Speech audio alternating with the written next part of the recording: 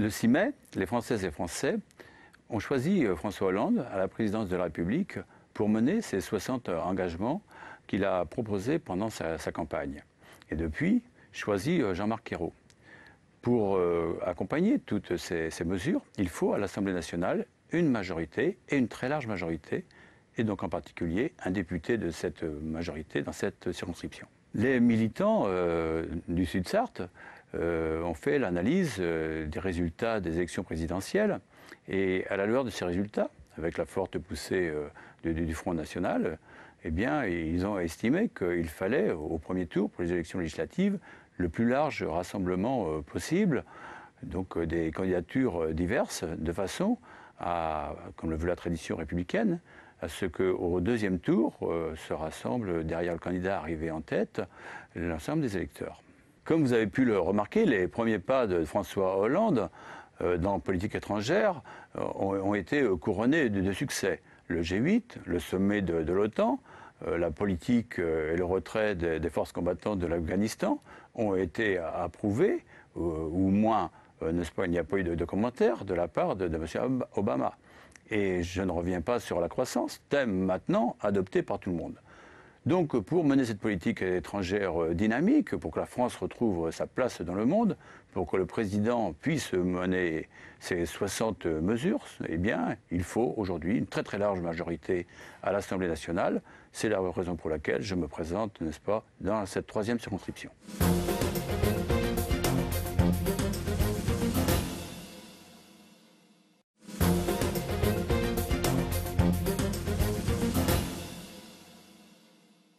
Bonjour. La France traverse une grave crise économique qui entraîne chômage, précarité, perte de pouvoir d'achat et une dette très élevée.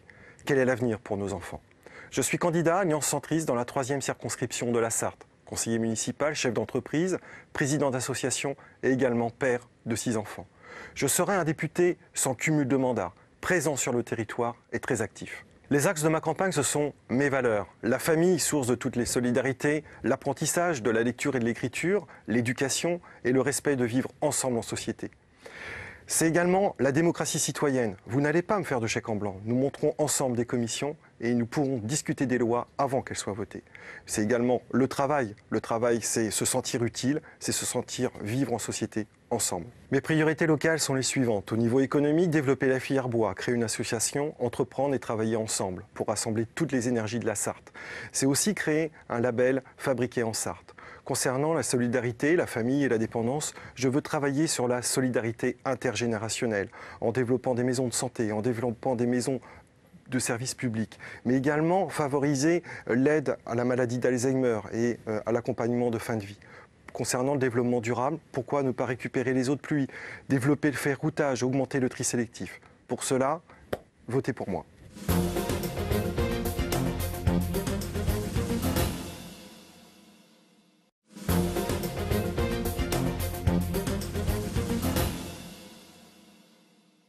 Aujourd'hui, en plus de la crise, ce sont les dettes des États qui sont l'objet de spéculations des grandes banques. Cette dette sert de prétexte aux politiques d'austérité contre les travailleurs, gel des salaires, recul de l'âge de la retraite ou suppression d'emplois dans les services publics utiles à la population. Hollande nous parle de croissance, sauf que le pouvoir réel, ce n'est pas lui qui le détient, mais les maîtres de l'économie, ceux qui suppriment des milliers d'emplois productifs et qui spéculent sur la dette des États.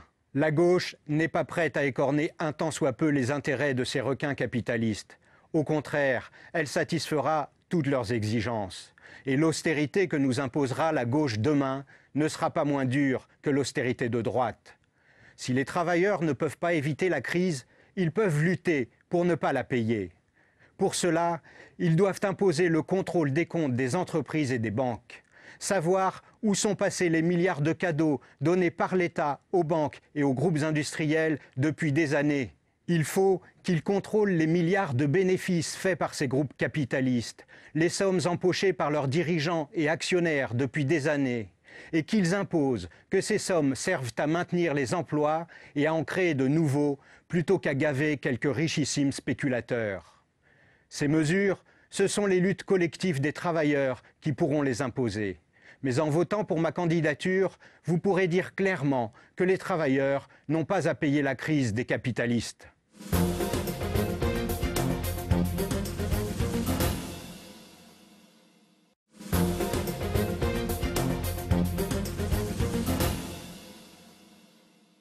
Madame, Messieurs, bonjour.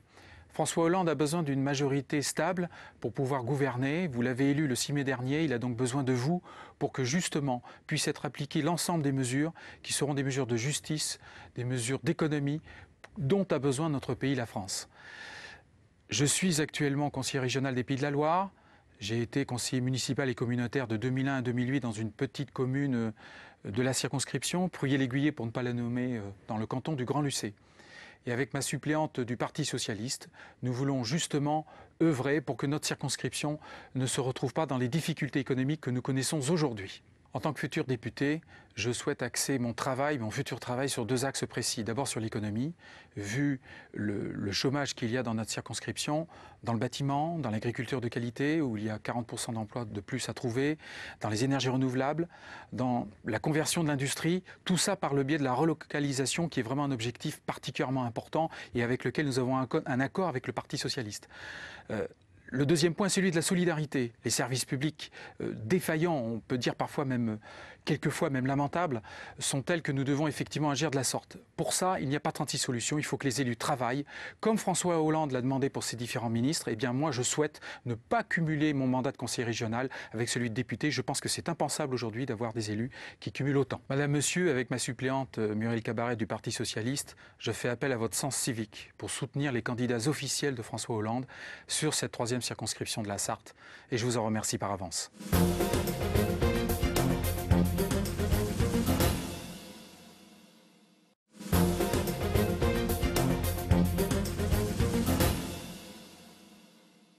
Femme de proximité et d'écoute, j'ai à nouveau décidé d'être candidate aux élections législatives avec Michèle Baudet comme suppléante. Je veux poursuivre mon engagement dans le dialogue et la concertation pour une vie meilleure et respectueuse de nos différences. J'ai établi une relation étroite avec chacun d'entre vous, que vous soyez élu local, acteur économique ou associatif, ou simple citoyen, pour défendre vos intérêts au plus haut niveau de l'État.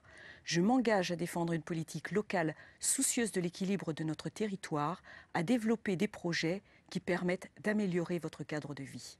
Favoriser l'installation de nouvelles entreprises, organiser la filière bois et développer le fret ferroviaire, protéger les familles et développer les maisons de santé, organiser les permanences de soins avec les hôpitaux locaux, promouvoir l'emploi des jeunes en partenariat avec les entreprises, préserver un environnement de qualité en accord avec le développement économique, soutenir une culture pour tous, tels sont les projets que nous porterons ensemble.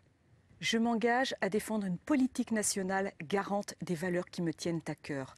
Elles se fondent sur la dignité de la personne, la solidarité, la justice, l'égalité, le respect des générations, le travail, la responsabilité, l'autorité, la laïcité et la fraternité. Elle réaffirme notre pacte républicain en assurant un meilleur apprentissage de la citoyenneté. Elle pose le principe de la responsabilité dans la gestion de nos finances publiques. Elle s'incarne dans l'héritage de notre nation par l'expression souveraine du peuple français. Faites-moi confiance, j'agis pour vous et avec vous.